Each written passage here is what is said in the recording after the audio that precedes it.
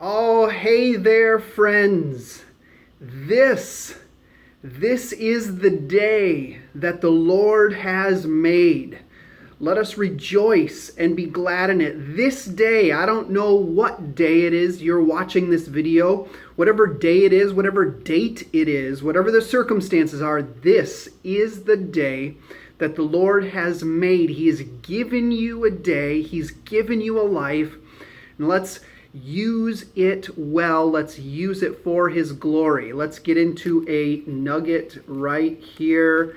Should we go front side? Should we go back side? Let's go middle. Let's go purple. And here is a verse with a powerful description about the character of God. Here's how God is described. We're going to soak in who He is for a few minutes together.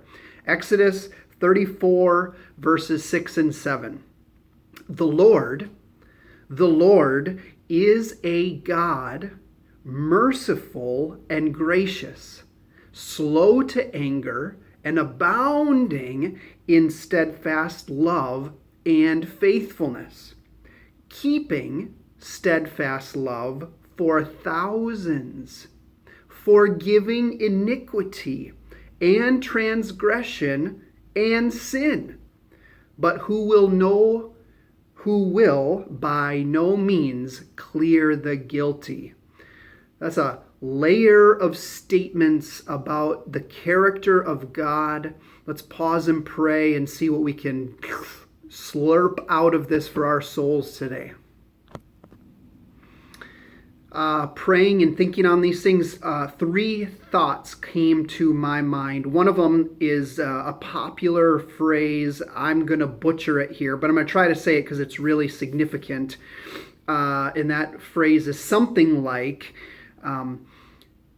you never have a day that is so bad that you're beyond the grace of the Lord. You're never beyond His reach.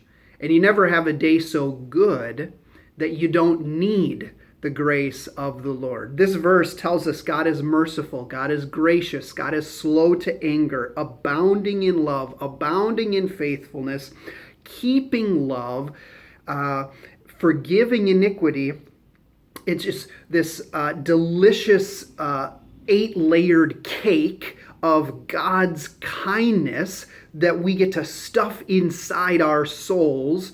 And we're reminded that we have a God with this character, and on our worst days, we're never beyond the reach of His mercy and His grace and His love and His faithfulness. And on our best days, we're never so good that we don't need those things. There's never a day where we can ignore the mercy of God, because we need it every day and we're never beyond it. That's thought number one.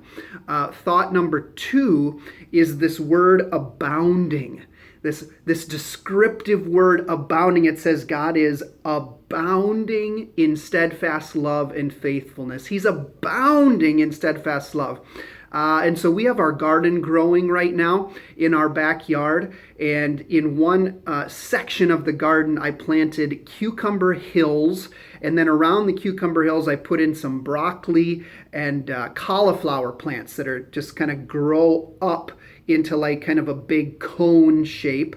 But the cucumbers have decided that the space that I gave to them is not enough space. The cucumbers have grown out and they have crawled over the broccoli plants. They've crawled over the cauliflower plants. They have crawled up the fence that's around. The cucumbers are abounding. They are abounding. They are taking over the territory in the garden. And that's the picture that I see and I think of when I hear that God is abounding in steadfast love and abounding in faithfulness. God's love crawls over all of the obstacles. God's faithfulness crawls over whatever it takes in order to engulf our lives with His mercy and His grace. God is abounding in steadfast love and faithfulness. He will never run away from his people. He will never be cast aside and tolerate that. If we belong to him, he will pursue. He will pursue. He is abounding in faithfulness. And like those cucumbers, he will come and he will wrap his vines of faithful love and grace around us. I love that picture, abounding. And then the last thought is the last phrase of the verse. So we have God is merciful, gracious, slow to anger, abounding in love, forgiving. It says God is forgiving. And the last phrase says, but he will by no means clear the guilty. So what does that mean? God is forgiving, but he will not clear the guilty.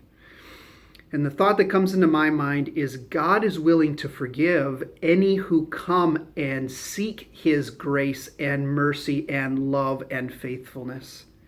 But those who continue to run in their own path, those who continue to defy him and shake their fist and be hostile towards God, there isn't forgiveness. We need to come to a point where we say, oh God, I'm sorry for my attitudes. I'm sorry for my sins. I'm sorry for my failures. I'm sorry for my rebellion against you. So God is waiting. He's waiting with love. He's waiting with mercy.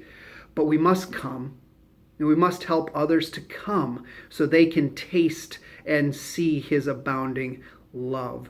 Go to him today with your weakness. Go to him today with your need for grace and love, and he will love you. He's abounding in it. We'll see you next time.